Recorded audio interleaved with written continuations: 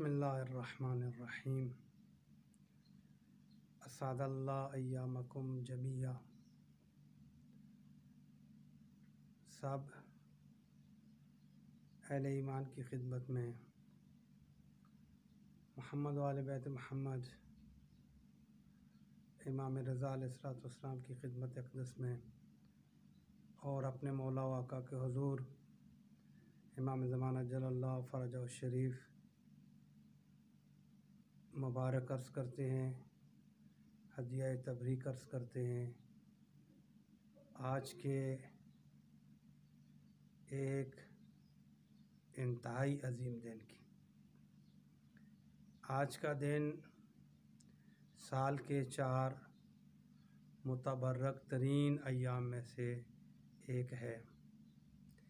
लिहाजा इसकी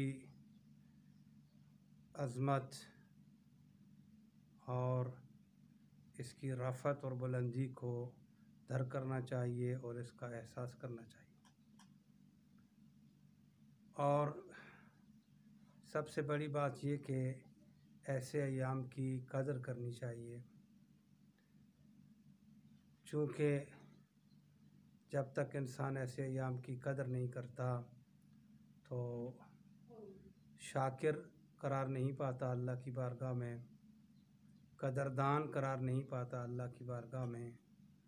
और ये कदरदानी एक ऐसी वस्फ़ है कि जो परवरदिगार आलम अज़्ज़ा व जल के यहाँ भी पाई जाती है। खुदा ने फरमाया कि मैं भी शाकिर हूँ।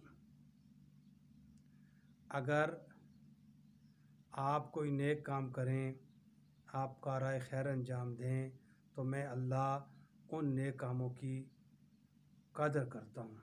आपके हर नेक काम को कदर की निगाह से देखता हूँ। बस हमें कदर करनी चाहिए।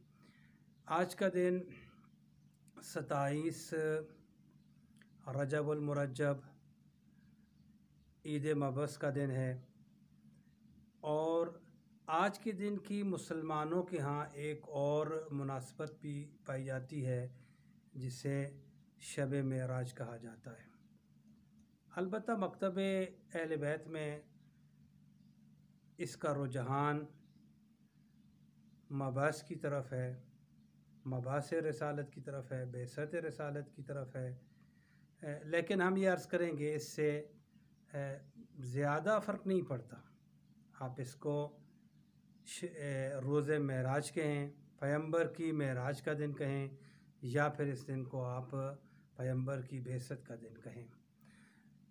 फ़र्क से मुराद ये है कि चूँकि हमारे पास इस्लामी तारीख़ में बहुत सारी तारीख़ें हैं जिनमें इख्तलाफ पाया जाता है, जिनमें चंद अक़वाल पाए जाते हैं, तो इन अक़वाल के और इन तारीख़ के मुख्तलिफ़ होने से बेसिकली कोई इतना बड़ा फ़र्क नहीं पड़ता।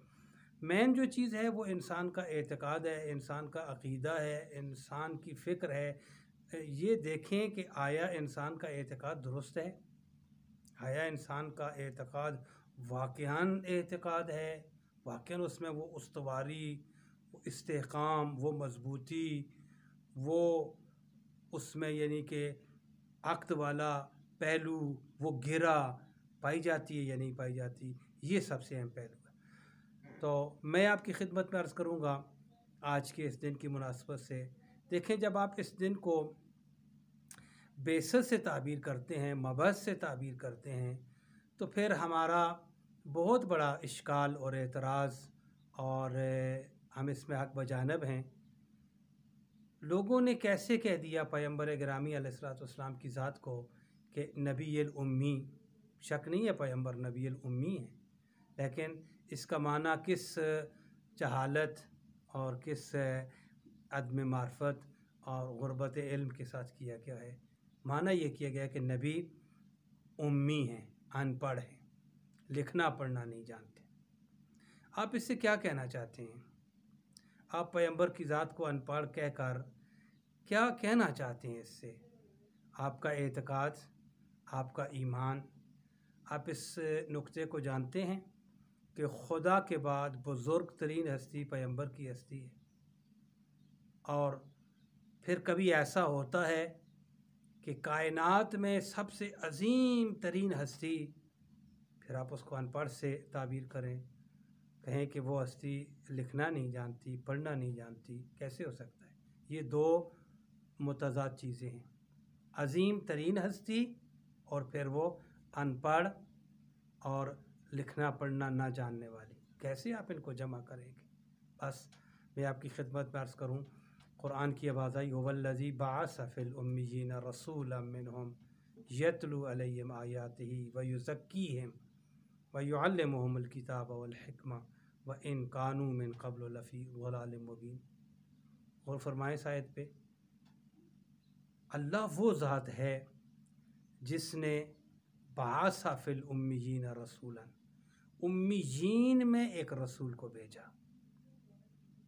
اب یہاں پر مسلمانوں کو یا بہت سارے افکار کو، بہت ساری فکروں کو، بہت سارے اعتقاد کو، بہت سارے مسالک کو، بہت سارے ممکنہ مکاتب کو، بہت سارے صاحبان عقیدہ کو یہاں پر جو اشتباہ ہوا ہے، جو ان سے مسنگ ہوئی ہے، جو وہ مس گائیڈ ہوئے ہیں، جو ان کو نئی بات سمجھ آئی، بلیکھا ہوا ہے دوسرے لفظوں میں، جس بات کو، جس نقطے کو وہ درک نہیں کر سکے، جس کو وہ پک نہیں کر سکے، جس کی وہ معرفت حاصل نہیں کر سکے، وہ کیا تھا؟ وہ یہی نقطہ تھا کہ اللہ وہ ذات ہے جس نے امیین میں سے ایک رسول کو بھیجا۔ اب لوگوں نے امیین کا، چونکہ کا ایک معنی کسی سہارے سے ان پڑھ آ جاتا ہے، تو یہاں پر لوگوں نے کہا کہ امیین میں ایک رسول بھیجا۔ اچھا، 2 منٹ کے لیے اگر اس کو بالفرض مان لیا جائے کہ پیغمبر امیین میں یعنی ان پڑھوں میں رسول کو بھیجا، یعنی بقول آپ کے جو لکھنا نہیں جانتے تھے، جو پڑھنا نہیں جانتے تھے، ان میں رسول کو بھیجا۔ مجھے بہت تعجب ہوتا ہے اس بات پہ، جب رسول کو ان پڑھوں میں بھیجا، جو لکھنا پڑھنا نہیں جانتے تھے ان میں بھیجا، ٹھیک ہے، اور نعوذ باللہ اگر یہ بھی ان پڑھ ہو تو پھر نتیجہ کیا نکلے گا؟ وہ لوگ کہتے ہیں اگر سویا ہوا سوئے ہوئے کو جگانا چاہے تو کیسے جگائے گا؟ اگر اندھا نابینا نابینے کی رہنمائی کرنا چاہے تو کیا ہوگا؟ دونوں کنویں میں جائیں گے۔